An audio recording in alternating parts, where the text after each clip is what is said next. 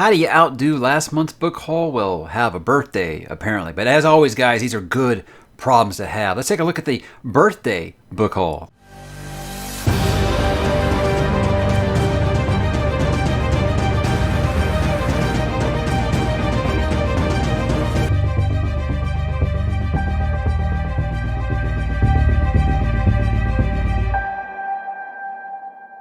Hey, what's up, bookworms and those who also have a book buying problem? Mike back for another book haul this month. Yeah, I know it's a little late, but the beginning of August was just so packed. We were doing a read along for Malazan. A new Stephen King book came out, things like that. So it was really hard for me to get to the book haul when I have, and then I just kind of had to go through and just kind of everything that kind of came in this month, make sure that I'm giving proper credit to who sent what and things like that. But hey, better late than never, right? So we're going to kind of dip into that now. We're going to begin, like usual, talking about digital purchases that I made, guys, and like I always say, they do count. So I want to talk about this. If you haven't been watching my weekly updates, I did watch Lonesome Dove recently, and I decided I want to go ahead and pick up these books because that movie was fantastic. And that movie is if it's any representation of Larry McMurtry's story, I wanted to go ahead and get it. Now, I couldn't find a hardcover or anything that I liked of it, so I went ahead and picked up it on digital. Then I found out that my wife actually owns a first edition hardcover of that book, and it was from her grandfather. It was very dear to her, and she already said I cannot have it. So I defaulted to buying the digital version, and that is what we went with. I did pick up a new manga this month. There was a channel out there called, I think it's called Omnibus Collector. I watched a video of his about like his 10 favorite manga, and he sold one that was recommended to me a lot in my 10 manga that I want to read video that I made last month. But he recommended one and sold it in a way that I said, that sounds exactly like something that I would. He sold it to me the right way. Now, I do want to reiterate that it was recommended to me a lot. So if you're like, hey, I recommended that to you too. Yes, a lot of people recommended it to me. This one is called Goodnight Poon Poon, I believe it's pronounced. But yeah, the way that he sold it just sounded terrific. Had some digital credits, like always, burned a hole in my pocket, and then I had to kind of dip in for some of my own. But from what I heard about it, I feel like this is going to be something that I'm very much into. Sounds right up my alley with the whole coming of age thing, and that is always going to be my Achilles heel. But there are some physical purchases that I picked up this month. Sticking with the manga, guys, after I finish Berserk and after I finish Death Note, I do intend to dip into Vinland Saga. So I love these nice hardcover collections that are coming out with this. So I say I'm going to get like the first couple, and that way I'm ready to go when the time comes. So I'm excited to dip into that series, especially the more and more I hear about it. I sound like this sounds like something that I'm going to just love. So I can't wait to get to it after I finish those two big ones before it. And then I said, hey, you know what? I don't have a paper copy, only digital, of maybe my favorite graphic novel of all time. And this is a classic for a reason, guys. I love this graphic novel so much. That's why when people were shocked that I said I wasn't interested in that series that they made on HBO, is because I feel like it was bastardizing this. And this, Alan Moore's Watchmen, will always be something that I hold very, very sacred, and I do not like any new spins on it. Take that for what you want. I don't care. I love the original source material, and I did feel like it was paying homage to it as much as it was deconstructing what was already a deconstruction of the genre. So if you haven't read Watchmen, guys, do yourselves a favor. It is superb, and it has aged wonderfully. And I said last month when I got that Preacher omnibus and said that I've decided that I would just decide to just kind of spoil myself once a month, and instead of buying several little things, just save up and buy one big thing. Well, this month I decided to do the other end. One of my favorite DC series of all time, DC Vertigo. This is Hellblazer. And this is the run done exclusively by Garth Ennis. Basically everything that you know about John Constantine, really, it was popularized during Garth Ennis' run. That is also the same author that did Preacher, that did The Boys. So, this is a guy that's been around a little bit. But this is heavy because, guys, look at this. Look how massive this is. Yeah, I probably paid a little more than I wanted to, but when you broke it down by dollars, by issues, if you bought these trades individually, it was going to cost you a lot more, and the art is just fantastic. And I got to tell my friends that love the Dresden Files, guys, if you love Dresden Files, you need to read Hellblazer, because it's very clearly an influence for Harry Dresden. John Constantine is basically a more damaged version of Harry Dresden. Instead of Coca-Cola, he's smoking cigarettes like that. So I cannot recommend it enough, guys. If you really, really love Dresden Files, pick up Hellblazer. Start with the Garth Ennis run. And this collection on Amazon keeps dropping in price every few weeks. So it's actually dropped below what I paid for it at this point. But I feel like I said, you break it down by how much you're getting there, you're actually getting quite a steal for this collection. It's a very handsome collection. I'll show you more, but guys, it's heavy. It's heavy, and I'm too much of a wimp, I guess. I did pick up other non-comic stuff, though. I've had the first 2 issues of Raven's Mark by Ed McDonald on the shelf for a while now. Now I got book 3, so when I decide to get into that, I will have the entire trilogy. Don't know anything about this series. It has come recommended a few times. I've heard mixed things on it. Believe it's grimdark, so that'll be one that will definitely stay on the radar until I get to it. And this one, Edgar Rice Burroughs. A lot of people only know that crappy movie that Disney made, the John Carter movie. The original Princess from Mars was a fantastic book I read when I was much, much younger. And this is the set that has all 5 of those books in that series. Well, the first 5 in that series, including Princess of Mars. But it's a really cool series. I think I've read 3 of the 5 that are in here, and I've read those out of order. So I'm interested to revisit that and see what they got. But this is a really cool collection as well. Saw this in a half-price books for $5 and said, well, that's perfect condition. Let's go for it. But there are way more things that I got this month from you fine folks, and let's dip into that now. And first I want to bring up that I did get sent a review copy of Wisdom of Crowds by Orbit, but it's downstairs, but you guys have seen it because I bragged about it before. Making my way through that now, and guys, it's fun. That's all I'll say about it, so let's get into the rest of them here. Andrew sent me probably the translation that I'm going to read of Beowulf here probably sometime next year. Let's talk to Philip about this, as I'm going to be reading this again for the first time since high school, but obviously when it is translated by the man, the legend, the myth, J.R.R. Tolkien, that's going to be the one that I probably choose to go with. So I know it's been translated maybe more popularly, that's a fun word, ain't it? By other people. I don't know. I don't really know if there is a definitive translation of that. Everybody kind of has their own take on it. I'm not sure. But it's Tolkien. So I want to read that adaptation of it. Next up, one of my patrons here, Steph, the lovely, lovely Steph. She is amazing. She bought me the first 2, and so she said she just wanted to get me the third one. This is, what are they called? Devabad, I think it's called, by S.A. Chakraborty. I think it says it right here. What does it say? Nope, it doesn't. It just has a number. But I don't know what the series is called. I believe it's called Devabad. I don't know much about the series, but these are very, very handsome trades, So that's one that goes along with Codex Alera that she also got me, that maybe her and I will be reading together here sometime soon. But she also sent me another one. She sent me the anniversary, the 42nd anniversary edition of Hitchhiker's Guide to the Galaxy, the illustrated version. And that's one that I want to revisit very soon. I do plan on doing a Why You Should Read Douglas Adams' Hitchhiker's Guide, because it's one of the greatest fun science fiction stories ever. Just basically one of the funniest stories I've ever read. It's the kind of like where you need to have like a glass of water next to you, because you're going to be laughing a lot while you read it. And I can't wait to read out of this edition. So thank you very much, Steph. You continue to be the best. Another one of my patrons kind of went crazy this month. He really liked my Why You Should Read A Song of Ice and Fire video that I made. It's very exciting that I'm going to start covering this content on my channel. So he decided he was going to send me the upgraded illustrated editions of the first 3 books. And these are handsome. Kevin, thank you so much, man. I appreciate it. These are so, I have admired these from afar for so long. And so I've said all the time that I was not going to reread these until that goblin finally decided he was going to put out book number 6. But I don't know. These are so tempting to really get into. But yeah, he sent me all 3 of those, and each one, it just seems like they get more and more beautiful. There are some people who have some complaints about the illustrations, because it will do like several in color, and they're absolutely beautiful.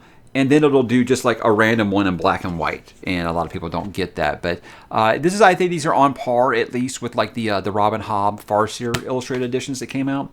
Very, very pretty, and I think that the covers might be a little more pretty, but a very different art style, I think, than that. But they're very, very handsome editions, and I am so happy to upgrade the hardcovers that I already have. So one of my favorite fantasy series of all times, guys. I have no problems having extra copies of them, and I now have 3 copies of them because another viewer, Joseph, he also sent me those this month. So I knew that was going to happen.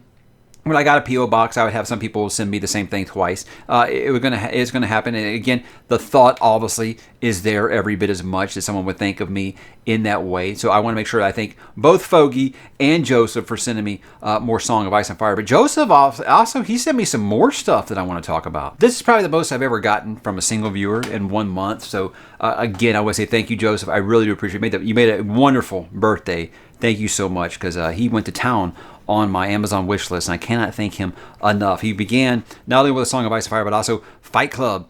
This is a book that my wife has claimed changed her life. So I've only seen the movie, obviously, and I won't ever kind of scoff at someone when they say that, because I use that exact same phrase when I talk about Dune. So I'd be very interested in reading it and seeing exactly what it was that really impacted her that way, and try to separate it from the movie. I think that's just kind of ingrained into her mind because of pop culture now, but we'll see. He sent me some C.S. Lewis stuff, and I've only read his Narnia stuff. Never read anything about Planet Narnia, obviously, but then the Space Trilogy.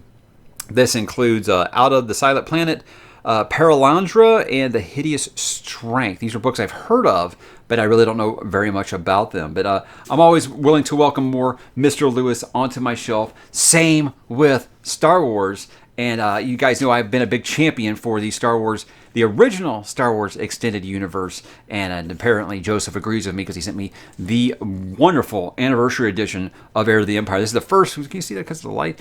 The very first of the Thrawn trilogy. Very impressive book. In my opinion, the true episode number 7 of Star Wars. So guys, if you haven't really gotten into the Star Wars Extended Universe yet, never been a better time. Never been a better time, because that universe is amazing. What I've told people is the Star Wars Extended Universe was the MCU before the MCU, in that you had one person kind of directing where the overall arc was going to go, but you had different authors working together, putting out a new one of these books every 3 to 4 months. It was just a wild time as a Star Wars fan, and I have nothing but great things to say about the Star Wars EU. Now, a book I might not have the best things to say about, and I have said that, over time, I feel like, I am interested to revisit that. And just like I said with George R.R. Martin, once this gentleman has a release date for the 3rd book, I have said I do want to give this series another try. And that, of course, is The Kingkiller Chronicles. And he sent me this amazing anniversary edition of The Name of the Wind. Now, this is one of the most handsome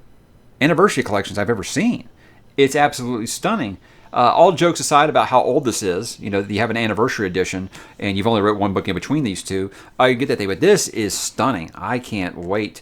It sounds weird to say I can't wait to reread a story that I've been lukewarm on, but when I do, and I will, given that he does release that book, I will reread this. I'm looking forward to reading from this awesome edition. And what else? More J.R.R. Tolkien, guys. The Unfinished Tales. This is one I'm going to dive into when with the lead up to the Amazon series. Stunning work in these. This, just like the collection of the ones that Christopher Tolkien finished for him, very, very, a lot of care put into those. And leading up to the Amazon series, I do want to do like a full retrospective of all Tolkien works. So I will be dipping into, Baron of Luthien, Children of Hurin, and the Unfinished Tales, things like that. Silmarillion, well, we'll talk about it. But anyway, more Tolkien stuff will be coming on the channel, and that will help me get there. And lastly, from Joseph, anytime I get a Folio Society edition, guys, I'm always going to get excited about it, and especially when it's one of my favorite authors of all time, which is Ray Bradbury. And this is for Something Wicked This Way Comes. Is that the coolest or what? I can't get into just how amazing Folio Society keeps hitting it out of the park on these things, man. These books are just stunning, and I can never find art when I want to show them to you guys. Yeah, if you've ever read the book, guys, it's a brutal book, and it doesn't look like they hide that at all in this collection. So, Joseph, you are incredible. Thank you so much.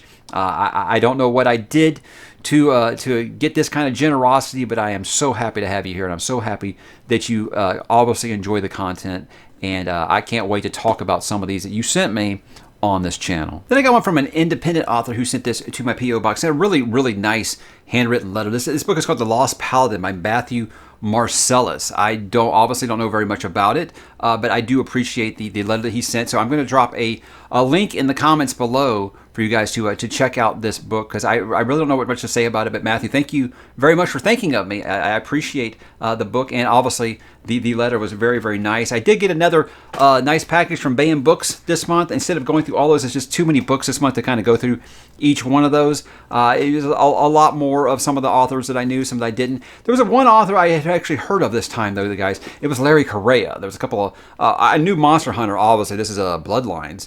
I don't even know where that takes place in the series. But Destroyer of Worlds, I don't know if that's a Monster Hunter book or not, but it was just cool that I knew this one. I knew this author, so that was pretty cool. But Bay & Books continues to send me just a ton of stuff, and I want to make sure that I thank them for doing that, and thank you, Mr. Rockio, for getting me on their mailing list, because it's very, very generous, even if I don't have the time right now to get into some of these. Like I always say, I don't imagine I'm going to quit reading anytime soon.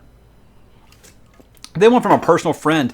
This is my guy Armin. He's also one of my patrons, but someone I've known for years. And he said, I want to get you a Stephen King book that I know you don't already have. So he got me the one on the 2004 Boston Red Sox called Faithful. So thanks, I guess. If you're a Red Sox fan, I'm sure you have probably good things to say about it. I don't know. We'll see. I won't lie.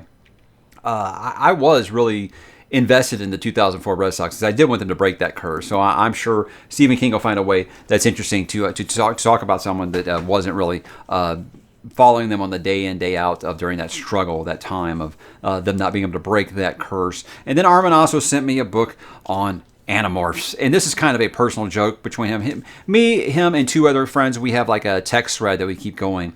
And all the time, when this channel was first getting started, they used to be like, hey, when's the Animorphs video coming? So, you know what, Armin, just for you, I might do this, just so I can talk about it, because you guys have teased me about it for so long. But thank you, my man. You are always the best. Yao, another patron, he sent me the Imago sequence. This is Laird Barron. This is a horror author I've actually heard a lot about from a lot of people that I tried. Jason's Weird Reads, I think, has talked about him a lot on the Discord. But this is one I'm going to try to see if I can fit in spooky season, because it is just, I believe it's a collection of stories, and that'll be something I think that'll be easy to get into. My good man Scott, one of my moderators on my Discord, he is very, very interested in me reading the Bobaverse books by Dennis E. Taylor, so he sent me book number 4. This is Heaven's River. I am hoping to start those with Sci-Fi September this year. It just really kind of depends on if I can get everything read. But Scott, thank you. As always, I am very excited to get into that series, because you've gushed about it, and I'm very, very interested in what a lot of people sold to me as Dresden in space. So if that's what it takes to get me on board, I think it worked. Another patron, this is Crow. He sent me another series by the gentleman who writes one half of the writer of The Expanse, as Daniel Abraham. This is book 1 of Dagger and the Coin. This is Dragon's Path. This is a series I've been interested in for a long time, because a lot of people said, this is pretty much when him and Ty Frank were working as understudies for George R. R. Martin, and this is very, very much like the financial side, the monetary side of Game of Thrones is kind of what this series is kind of described as. So I've never really read a hard financial fantasy book, but as a guy who works in finance, I think I'd be interested in seeing how that works. Or we're just gonna be talking about like drachmas and how many bronze bits this takes to buy stuff. I don't know. We'll see. I think it's more about like how you spend money to win wars and things like that. We will see. But I do like what Daniel Abraham has done with The Expanse that I've read so far. And then my sweetheart, this is Diana from Diana and the Nook. She's actually on a hiatus right now. She's taking some time, and then she's going to kind of rebrand and start her channel anew. But anything I can do to help her, obviously I have reached out and said I would love to help you kind of get back into this, because I love her channel. I love her bubbly personality, and she sent me a very, very lovely version of Homer and the Iliad. This is just good stuff, guys. The Odyssey, the art in here is incredible, and this is just such a cool version. This is one that I read some of in high school. This isn't one that was assigned. This was one that I was, yes, guys, in high school. I would read some of this on my own merit because I was interested. So I never really got that far into it, but I'm very interested in revisiting, because I've said I feel like there's a lot of stuff that Mr. Rockio, there's a lot of stuff that Pierce Brown, I feel like kind of pull from this. So I want to see how accurate that is on when I'm actually like reading it all the way, instead of just bits and pieces in my memory from when I was a teenager. And this is going to be a great addition. I love anytime you got sprayed edges on a book, guys. It's going to get my attention. But yeah, just beautiful addition. Diana, you are the best. Thank you so much. And I can't wait to see you on the booktube again. Okay, how about some more manga, guys? Because people are very excited that I'm reading manga. And apparently Jules is actually as excited that I'm reading Vinland Saga. I mean, just as excited as I am for me to be reading Vinland Saga. This is book number 3, so now I have 3 in this series I haven't even started yet. But again, these collections are so nice. I wish all manga came like that. But yeah, this is a series that is just anticipation to the point to where I'm like, I was almost like, gosh, I wish I could just hurry up and finish the other ones that I'm reading. You know, that's how excited I am for it, because you guys know I am loving Berserk, I am loving Death Note. But something else I'm very, very excited about is reading Uzumaki by Junji Ito in October for spooky season. Kellen also thinks that I'm going to like Mr. Ito, because they sent me two more collections by the gentleman, and I don't know enough about either of these to really say anything. I did very basic research to know what Uzumaki was about for that manga video. But again, this guy seems to be like the horror master in Japan. So I'm very interested. I doubt I could find a scary picture, you know, just to show you guys. But you know enough about this. You know this guy's got some messed up looking stuff. I mean, the art looks impressive. It looks terrifying. So if it's anything as good as the horror that's been coming out of Japan, out of Korea, places like that the past few years, I'm very excited to read The Gentleman. And another one that was in my top 10 manga. This one is from Christie. This is the first deluxe edition of Hellsing, series that a lot of people that know how much I love Buffy the Vampire Slayer and know how much I love Castlevania have said that this will be a series that will just be a slam dunk for me. And this is one of the coolest deluxe editions I have ever seen. I think there's 3 of them for the whole series. So now I've got to make sure I collect the other 2, because I would love to have this complete set, because I wanted the Berserk ones that were like this, but after Mr. Miura passed away, they're price gouging like crazy on those right now. So I might just have to settle for these and maybe the Blade of the Immortal ones until maybe hopefully they do some more reprints of those for Berserk. And I'm excited to do this. And I love it when I got it feels like it's back in the 90s or the 80s. I'm getting the rock album that says parental advisory, explicit content on it. So very exciting stuff, isn't it? Now, the last couple of books on here I kind of want to put a spotlight on, because these aren't cheap, and these are just a perfect example of the generosity that just kind of blows me away on the channel, that I can give anyone enough entertainment that they feel like doing something like this. Now, first up, this is from Joey, and he actually sent this to me from his personal collection.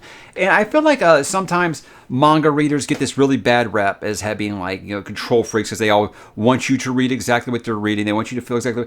But I have had so many people that are really just excited that I'm going to read some of these things. And Joey's very excited that I'm going to read Urusara and, of course, the 20th Century Boys. And so he sent me from his personal collection, he sent me the entire set, the perfect edition, all 11 volumes, you guys, in perfect shape.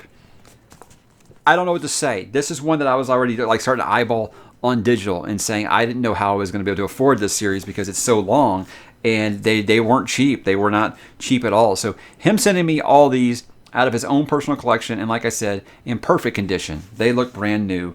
That's just amazing to me. But he wrote me a nice handwritten letter and basically said that this series gave him a lot of joy, and he feels like it would do.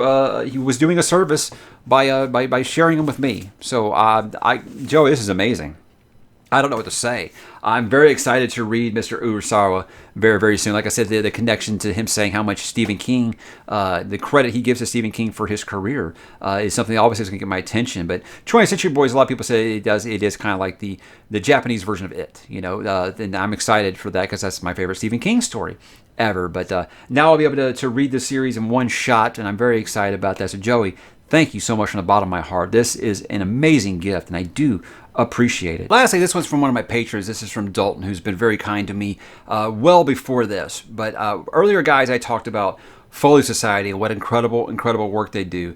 I have to say, well, Dune's always going to be my favorite one that they've done because, I mean, it's Dune, right? But if I'm going to talk about one that might be the nicest set that they have on that entire website, it has to be the one for Gene Wolfe's Book of the New Sun. This is a series I said that I'm not starting until I'm done with Malazan, because people have told me, oh, it's like Malazan except way more dense. And I'm like, what? Yeah, so, but this set is absolutely incredible. And I cannot even fathom how Dalton's wife isn't like jumping all over him. Like, what are you thinking? Because this is not a cheap collection. But guys, it is stunning. I can't get into how incredible this looks. And this art alone should have anybody interested in reading this series. It's fantastic. I've heard so many different things about this series. I've heard about how influential it is. I've heard about how warped it can be, how difficult it can be, but like a Malazan, how it can really enrich the genre. I really feel like that this has been sold to me as the science fiction, or the Malazan of science fiction, really. I think that would be a good comparison from what I've heard. But I don't know, I might read it and feel completely differently. But Gene Wolfe is one that really wasn't on my radar until about a year ago. You know, Christopher Rocchio talked about how much of an influence it was for him. And I was like, yeah, I've heard the name, but I don't know anything about it. But I'm reading it from this version here. And Dalton, this is incredible, man. I cannot say thank you enough. I can't say thank you enough to all you guys for all this stuff. It's amazing. I mean, there's so much stuff I didn't even get to talk about that I got this month, because it's just so much stuff. And again, I gotta say, these are good problems to have. You know, I'm running out of shelf space again. You know, I've got 7 shelves in here, and I'm running out of shelf space again because I just don't have room for all this stuff. But guys, right here, I can't say enough about it. But there are a couple of non-book things before I go real fast. You got a minute? You know, I always love new Stephen King trinkets anytime anyone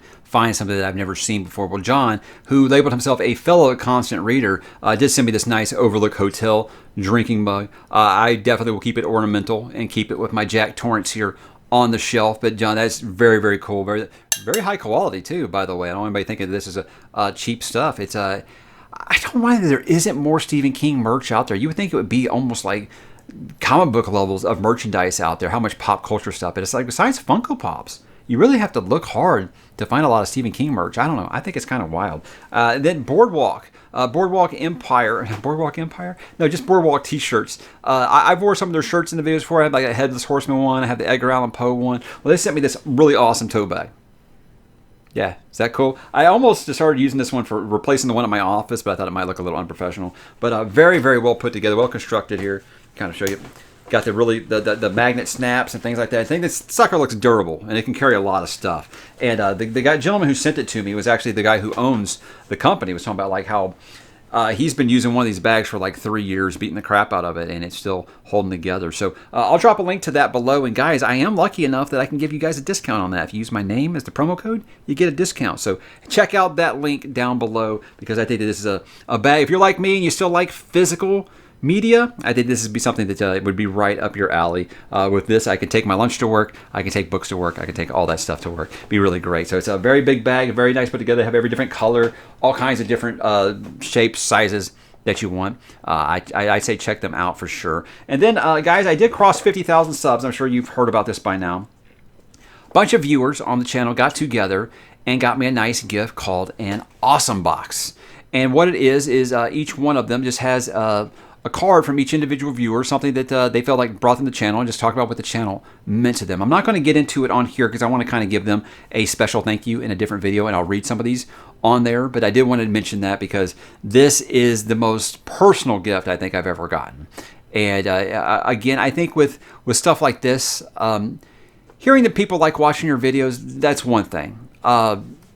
Seeing that they'll send you stuff out of the goodness of their heart, that's awesome as well. But hearing that what you do has actually touched people's lives or made a difference in their life, that's everything to a content creator. That is really what makes it go around, and it means the world to me. And you guys mean the world to me. So thank you guys for an incredible, incredible month.